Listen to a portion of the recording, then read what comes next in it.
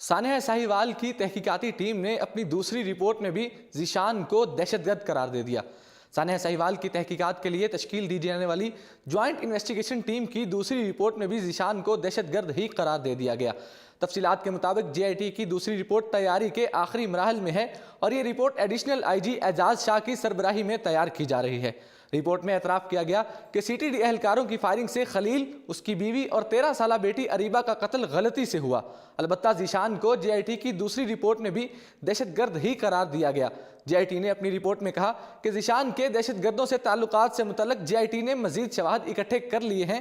ذرائع نے بتایا کہ ذیشان کو جے آئی ٹی کی دوسری رپورٹ میں بھی دہشت گرد ہی قرار دیا گیا، لہٰذا رپورٹ وزیر اعلیٰ پنجاب کو جمع کروانے کے بعد ذیشان کے اہل خانہ کو کوئی کسی قسم کی امدادی رقم نہیں دی جائے گی۔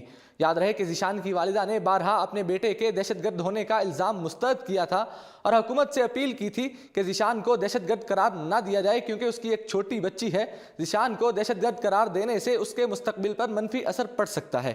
تاہم اب جے آئی ٹی کی دوسری رپورٹ میں بھی ذیشان کو کوئی کلین چٹ نہیں ملی اور جے آئی ٹی نے دوسری رپورٹ میں بھی اسے دہشت گرد ہی قرار دیا ہے۔ ذرائع کے مطابق حکومت پنجاب کی ہدایت پر سانحہ ساہیوال پر تشکیل دی جانے والی جے آئی ٹی اپنی دوسری رپورٹ چند روز میں وزیر اعلیٰ پنجاب سردار عثمان بزدار کو پیش کرے گی۔ دوسری جانب پنجاب حکومت کی جانب سے خلیل کے بچوں کی کفالت کے عملی اقدامات شروع کر دیے گئے ہیں۔ سانحہ ساہیوال میں سی ٹی ڈی اہلکاروں کی گولیوں کا نشانہ بننے والے مقتول خلیل کے بچوں کو بہترین تعلیمی سہولیات فراہم کرنے کا فیصلہ کیا گیا ہے، جبکہ مقتول خلیل کے اہل خانہ کو صحت کی مفت سہولیات فراہم کرنے کا بھی فیصلہ کر لیا گیا ہے۔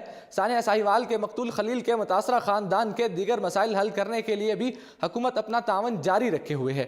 اسی تعاون کے تحت سانحہ ساہیوال میں سی ٹی ڈی کی گولیوں کا نشانہ بننے والے خلیل کے بچوں کو بہترین اسکولوں میں داخل کروا کر انہیں بہترین تعلیمی سہولیات فراہم کی جائیں گی، جبکہ خلیل کے اہل خانہ کو بھی صحت کی مفت سہولیات فراہم کرنے کا فیصلہ کیا گیا ہے۔ یاد رہے کہ سانحہ ساہیوال کے بعد وزیر اعلیٰ پنجاب سردار عثمان بزدار اسپتال میں زیر علاج زخمی بچے عمیر کی عیادت کے لیے گئے تھے، جہاں انہوں نے بچوں کی کفالت کرنے اور ان کے اخراجات اٹھانے کا اعلان کیا تھا، جس کے بعد پریس کانفرنس سے خطاب کرتے ہوئے صوبائی وزیر قانون راجہ بشارت نے حکومت کی جانب سے متاثرہ خاندان کے لواحقین کے لیے 2 کروڑ روپے کے امداد کا اعلان بھی کیا تھا اور کہا تھا کہ حکومت نے متاثرہ خاندان کی امداد اور بچوں کے تعلیمی اخراجات اٹھانے کا اعلان کیا، لیکن مالی امداد کسی انسانی زندگی کا مداوع نہیں ہو سکتی۔ انہوں نے کہا کہ حکومت خلیل کے بچوں کو تنہا نہیں چھوڑے گی۔ یاد رہے کہ سانحہ ساہیوال میں سی ٹی ڈی کی مبینہ کارروائی میں 4 افراد ہلاک ہوئے تھے، جن کی شناخت خلیل، نبیلہ، اریبہ اور ذیشان کے نام سے ہوئی تھی۔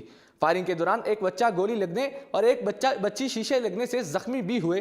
ہلاک ہونے والے خلیل اور نبیلہ بچ جانے والے 3 بچوں کے والدین تھے، جبکہ اریبہ ان بچوں کی بڑی بہن تھی جو 7ویں جماعت کی طالبہ تھی، اور ان کے ساتھ موجود ذیشان ان کا محلے دار تھا۔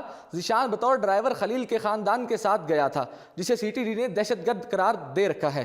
اسی کے ساتھ مجھے دیجیے اجازت اور دیکھتے رہیے اردو پوائنٹ۔